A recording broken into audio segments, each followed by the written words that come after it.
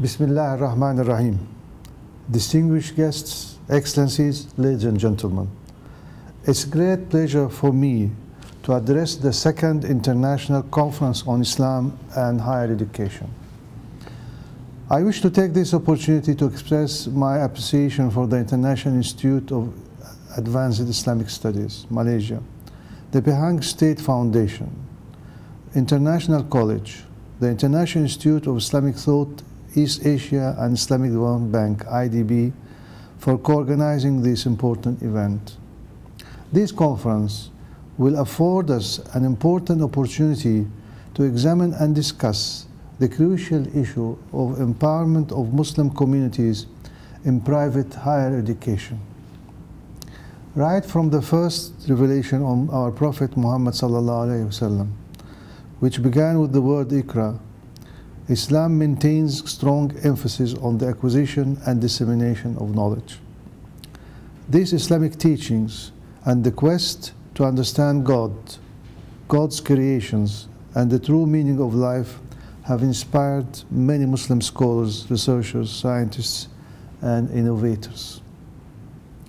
It is no coincidence that the Charter of the OIC places high premium on the acquisition and dissemination of knowledge. The Charter commits the member states to the objective of enhancing and developing science and technology and encouraging research and cooperation among member states in these fields. In the 21st century, excellence in knowledge, research, and innovation is imperative for the Muslim world to reclaim its rightful place in the international community. The critical impact of higher education on the socio-economic development of the OIC member states and in equipping youth in these communities, in these countries, to address the challenges of our century can hardly be overemphasized.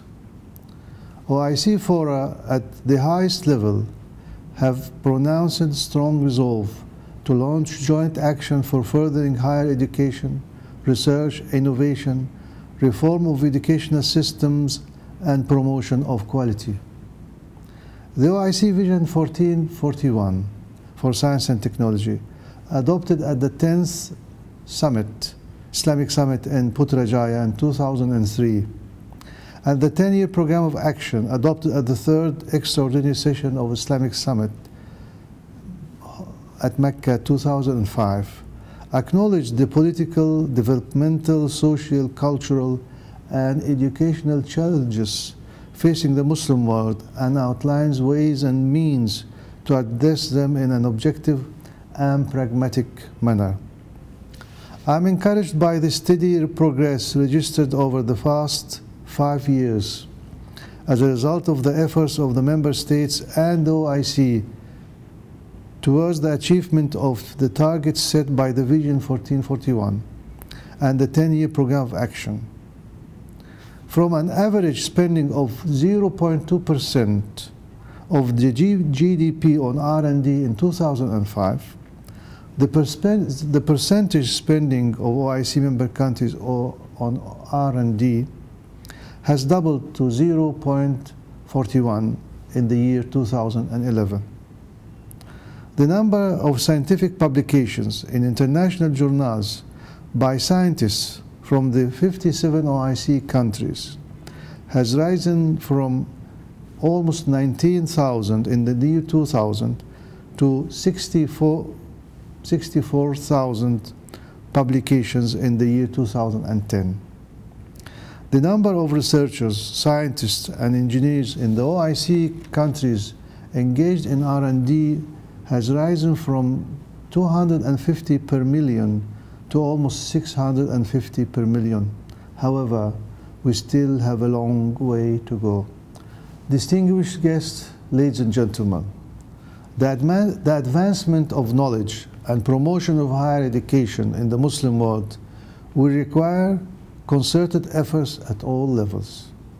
It will no longer be possible for the public sector alone to cater to the ever-increasing demand for higher education arising from the growth of the Muslim population. Simultaneously, there is an increased awareness about the crucial role of education in addressing issues of poverty, governance, and dignified survival in the highly competitive global dispensation. The active participation of the private sector in the domain of education at all stages has a strong precedence in Islamic history. From the early schools of fiqh and Islamic learning to the latter days of seats of learning and formal institutions of high learning across the Muslim world, would it be Al-Azhar, Al-Qayrawan, Al-Mustansiriya, Fatih Sahn Madrasas, Aligarh University, we can find impressive examples of private individuals or associations devoting themselves to the cause of education in the Muslim communities.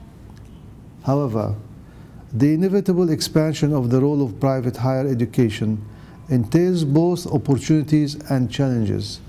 Empowerment of Muslim communities to own, manage, and control higher education will make higher education more responsive to the local needs and aspirations. Empowerment of communities to establish, finance, and manage private higher education institutions will require training and capacity building at various levels and the availability of a sufficient pool of expertise in teaching and management which can ensure quality and balance between purely market-driven motives and academic perspective. At the same time, it will also entail prudent policies and regulations by governments which provide for an enabling environment for more equitable and active participation of communities.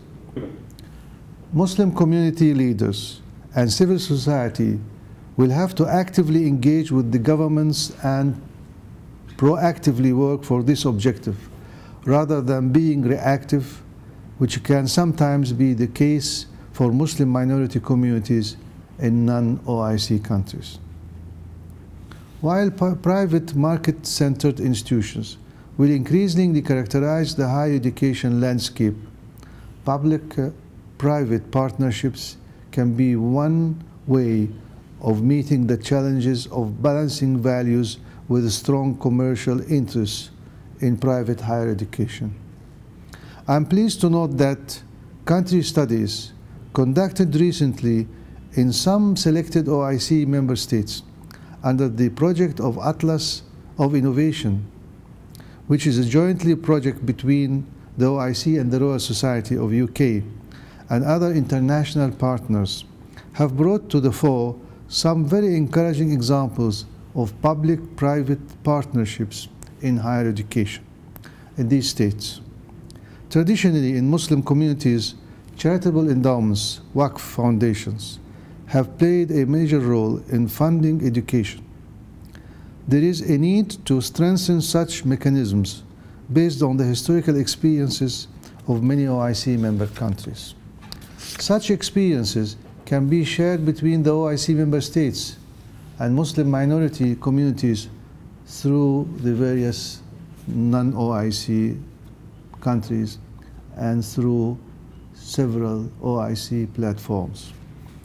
Distinguished guests, ladies and gentlemen, the OIC General Secretariat and relevant OIC institutions are taking a number of practical steps for the advancement of higher education. These include programs for the promotion of greater cooperation and linkages in academia, that's to say learning, teaching, and research. The OIC General Secretariat has developed the OIC Educational Exchange Program covering postgraduate, master's, research levels, and including exchange students, faculty members, and researchers between interest institutions of higher education. The program can play a positive role towards promoting solidarity and fostering understanding and tolerance among the member states, besides enriching the educational experience of the students as well as faculty and encouraging exchange of knowledge and ideas among them. Last month, the OIC Ministers of Higher Education met in Riyadh and adopted a document entitled Key Performance Indicators, a guide for assessment and quality enhancement for the universities in the Islamic world. This document is meant to serve as a guide for universities in the OIC member states for achieving academic excellence, enhancement of R&D, improvement of quality of education to compete with the world-class universities.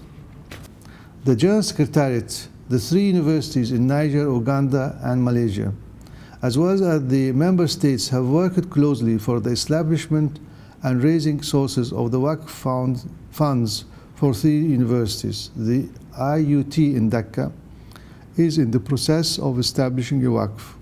The establishment of Waqf's endowments is to ensure permanent revenue. The General Secretariat. The General Secretariat, the 3 universities in Niger, Uganda, and Malaysia, as well as the member states, have worked closely for the establishment of and raising resources for the Waqf funds of the 3 universities. The Islamic Technology University in Dhaka, in the process of establishment of Waqf. The establishment of Waqf is to ensure permanent revenue for these universities. The Islamic University in Uganda can serve as a model for the empowerment of Muslim minority communities in the field of higher education. Its close cooperation with other universities in the Islamic world for the capacity building of its faculty and staff and empowerment of its curricula, its close cooperation with OIC member states for financial support, as well as a proactive engagement with the government of Uganda, can be emulated by higher education institutions being managed by Muslim communities elsewhere. Distinguished guests, in order to promote collaboration and cooperation in capacity building and exchange of best practices, experience and expertise in the area of quality assurance in higher education, an association of quality assurance agencies of the Islamic world has been established with its secretariat in Kuala Lumpur, Malaysia. The IDB Scholarship Program for Muslim minorities and the IDB support for selected centers of excellence in science and technology are examples of some other initiatives for the empowerment of Muslim communities in public as well as private higher education. Distinguished guests, ladies and gentlemen, I invite the experts and scholars attending this conference to explore ways and means for strengthening cooperation between the public and private sector higher education institutions in the Muslim world. I would welcome suggestions by this conference for improvement of the OIC programs and better utilization of OIC platform for advancing the objective of empowerment of Muslim communities in private higher education. In the end, I would like to convey my best wishes for the success of the conference and look forward to receiving its practical action-oriented recommendations in due course.